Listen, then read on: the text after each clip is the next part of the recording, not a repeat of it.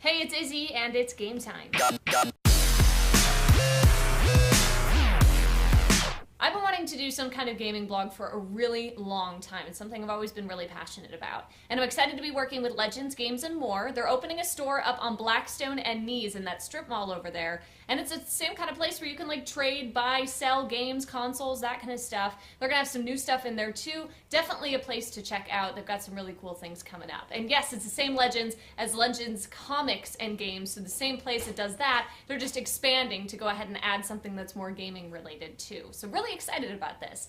I know I've talked a lot about my gaming experience, how I've been gaming my whole life, but I don't think I've ever really gone into detail in terms of what got me into gaming. And of course a lot of people would just assume, oh well, it's fun, so why wouldn't you game? And that's true, but actually the main reasons were family issues. So I grew up in kind of like this dysfunctional family. I was really young when it happened, but I think I was probably around like 5 years old when my parents decided that we were just going to be completely estranged from any of our extended families on both sides. So none of my grandma's, grandpa's, aunts, cousins, uncles, anything like that on my mom's side or my dad's side. We kept in contact with one aunt on my mom's side, and that was it. So think of holidays, you know, typically people have like their whole giant families. They know all these cousins, they know all these millions of people. But mine was just me, my siblings, and my parents, and then we'd have like family friends over and stuff like that. So I never had that like super family experience, and I was really bummed. I mean, I was 5, I couldn't understand that like our family was dysfunctional and it was better for us to not have them in our lives. I was way too young to understand that. So I got pretty angry, I'm not gonna lie. I had a lot of issues when I was younger because of that. I felt like I had like attachment issues.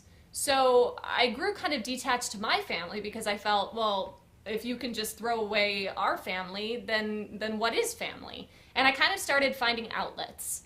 And my first outlet was gaming. I should say my only outlet was gaming. So I started when I was really young. Of course, it started with like Super Mario and all that kind of stuff.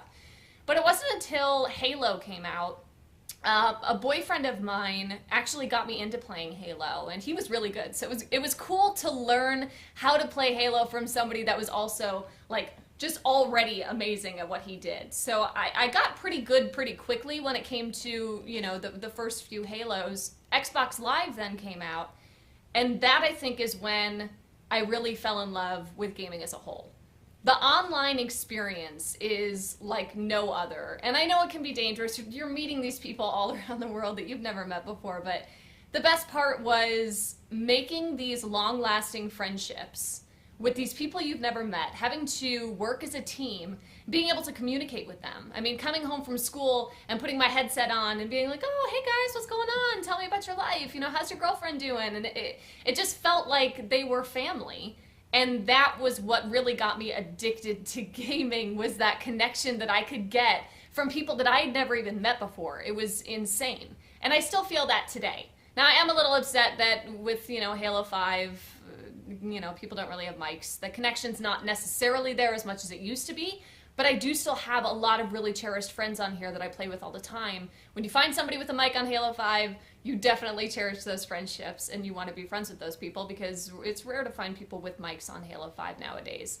The connection that you can make with these people is amazing. And if you've never experienced online gaming, trust me, I highly suggest that you try it out. It's just an experience like no other.